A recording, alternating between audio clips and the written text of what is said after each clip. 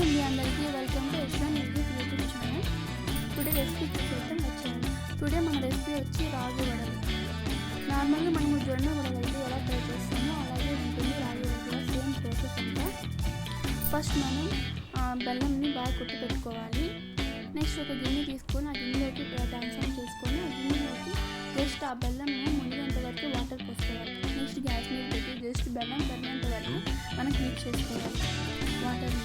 So అది బెల్లం అనేది బాగా కరిగిపోయిన తర్వాత మనము దించుకొని ఒక 5 minutes చల్లారేంత వరకు ఉంచుకోవాలి. నెక్స్ట్ మనము ఇక్కడ చూపిస్తున్నాను కదా రాగి పిండిలోకి కొంచెం వాటర్ అనేది పోసుకుంటా మిక్స్ చేసుకోవాలి. మొత్తం ఒకేసారి పోసినా అది వాటర్గా అయిపోతుంది రాగి పిండి అనేది.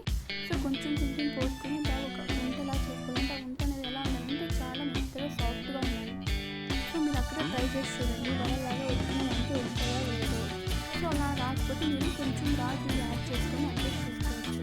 సో తర్వాత వెంటనే మీరు ప్రాసెస్ అనేది స్టార్ట్ చేయవచ్చు. సో ఇక్కడ ప్యాన్ పెట్టుకుని ప్యాన్ అనేది బాగా హీట్ అయిన తర్వాత ఇక్కడ నేను చూపిస్తున్నాను కదా ఒక కవర్ తీసుకొని ఆ కవర్ మీద ఆయిల్ అనేది బాగా స్ప్రెడ్ చేసి సో రాగి పిండి అనేది రౌండ్గా తీసుకొని వడలాగా స్ప్రెడ్ చేసుకోవాలి. సో నెక్స్ట్ మనం ఆయిల్ స్ప్రెడ్ చేసుకోవాలి. చూడండి ఆయిల్ స్ప్రెడ్ చేసుకుంటే ఎంత బాగా తింటున్నాను. వడలు అనేది చాలా సాఫ్ట్గా వచ్చాయి. నార్మల్గా పిల్లలు కూడా రాగి పిండితో